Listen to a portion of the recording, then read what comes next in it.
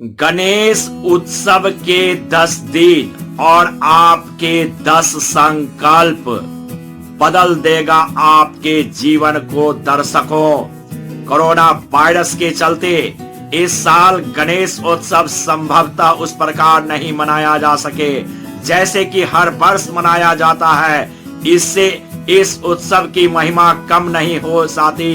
दरअसल हमें उत्सव के पीछे छिपे भाव को समझने की जरूरत है। हम गणेश जी की आरती करते हैं, किंतु कभी हमने सोचा है कि उनमें छोटे छोटे जीवन मंत्र समाहित हैं, और यदि हम गणपति के इन्हीं संदेशों को समझकर त्योहार मनाएंगे तो इससे समूची मानवता का ही भला होगा।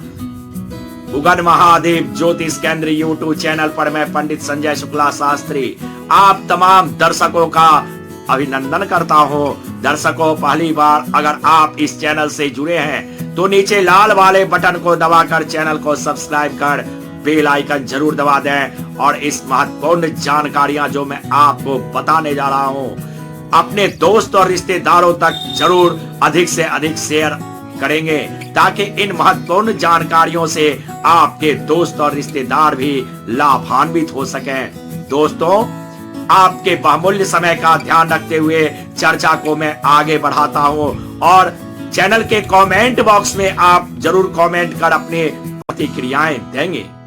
दर्शकों, प्रथम दिन जय गणेश जय गणेश जय गणेश देवा, माता जाकी पार्वती पिता महादेवा।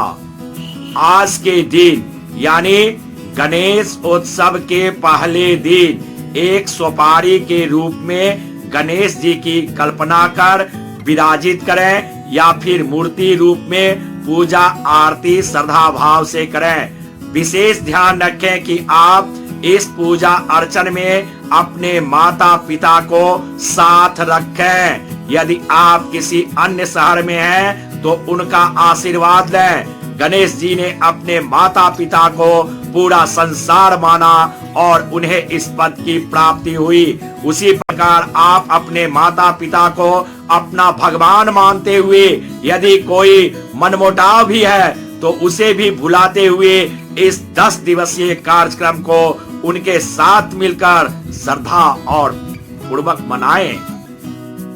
द्वितीय दिन अंधन को आंख देत।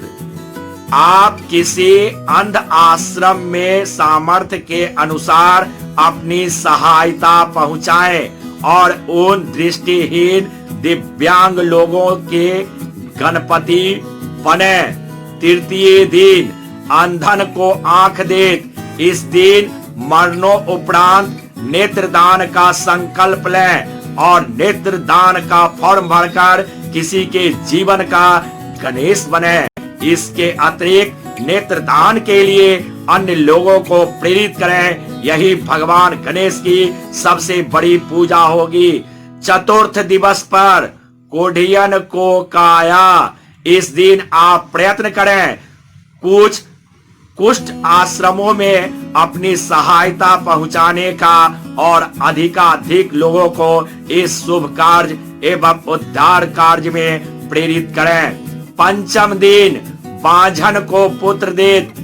आज जबकि विज्ञान इतनी उन्नति कर चुका है कि हम IVF के द्वारा महिलाओं की प्रजनन क्षमता को विकसित करने की योग्यता रखते हैं, जरूरत है तो इसके लिए जागरूकता लाने की। अतः चौथे दिन संतानहीन महिलाओं को जागरूक करें ताकि वे मातृत्व का सुख प्राप्त कर सकें। अष्टम दिन निर्धन को माया। किसी निर्धन के लिए सबसे बड़ा धन शिक्षा है, जो उसे गरीबी के कुचक्र से बाहर निकाल सकता है।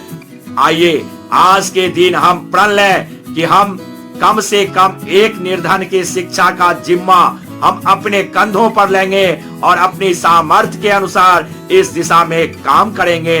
सप्तम दिवस पर निर्धन को माया।